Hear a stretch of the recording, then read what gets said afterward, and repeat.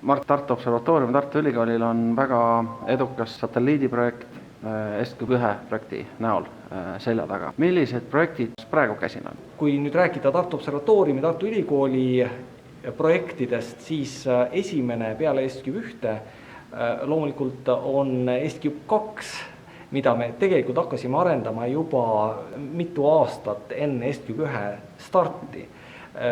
Pigem tasuks praegu rääkida ESCUB-1-st otseselt lähtunud uuest projektist. Teadupoolest ESCUB-1 üks edukamaid tulemusi oli väga kompaktne ja hästi töötav kaamerasüsteem. Ja seepärast kutsuti meid 2013. aasta suvel osalema Euroopa Kosmoseagentuuri tudengisatelliidi European Student Earth Orbiter meeskonda oma kaamerasüsteemiga.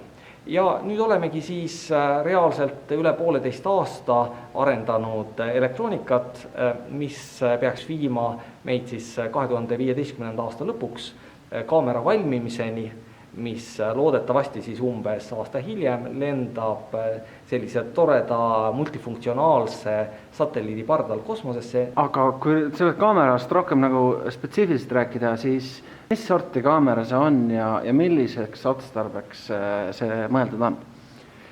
Kaamerasüsteemi eesmärgiks on teha selle missiooni jaoks nii PR eesmärgil fotosid, kui ka demonstreerida uut tüüpi tehnoloogilisi lahendusi siis kaamerasüsteemide arendamisel.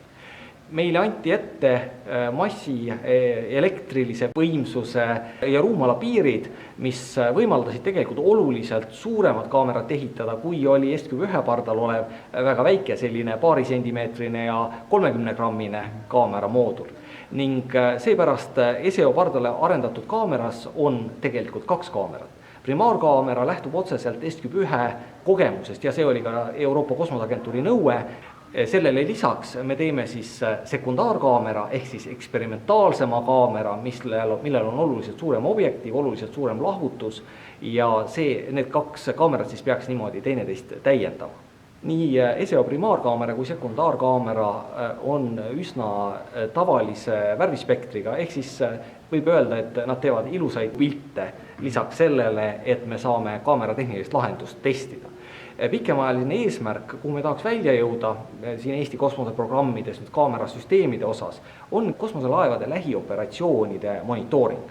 Ehk siis, kui näiteks 2 satelliiti omavahel põkkuvad või nagu ESCUB-1 missioonis oli plaanis juhtme väljakerimine, ESEO pardal me küll lähiümbrusest pilti ei tee, aga tehnoloogilisi lahendusi, elektroonikakomponente me testime ikkagi silmas pidades seda, et pikemaajaliselt me saame panustada siis mitme satelliidi koos lendamise projektides.